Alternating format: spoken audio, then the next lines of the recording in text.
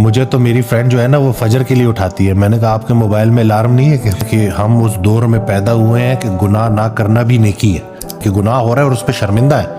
تو آپ کی بچت ہے. میں اسے لائیو سیشن میں تو کامنٹ آیا کہ جی وہ مجھے تو میری فرینڈ جو ہے نا وہ فجر کے لیے اٹھاتی ہے. میں نے کہا آپ کے موبائل میں الارم نہیں ہے کہ نہیں وہ فرینڈ ہے نا. یہ اب یہ دیکھیں کہ کس طرح سے نا شیطان ایسے ہی آپ کو نا اچھا اٹھا رہی ہوتی ہیں good morning good night messages, یہ سلا بھی وہی رہی ہوتی ہے, اٹھا بھی وہی وہ شیطان آپ کو ایسی تو مطلب وہ ڈیلوژنل کر دیتا ہے نا کہ آپ کو ایسی چیز کریٹ کر کے دکھاتا ہے کہ آپ کو صحیح غلط کا فرق ہی نظر نہیں آتا. اچھا جب یہ سوسائٹی کے لیول پر پھیل جائے ڈاکٹر وسیم اور اس کو پھیلا دیا جائے, یہ اب یہی ہے نا کہ ہم اس دور میں پیدا ہوئے ہیں کہ گناہ نہ کرنا بھی نیکی ہے.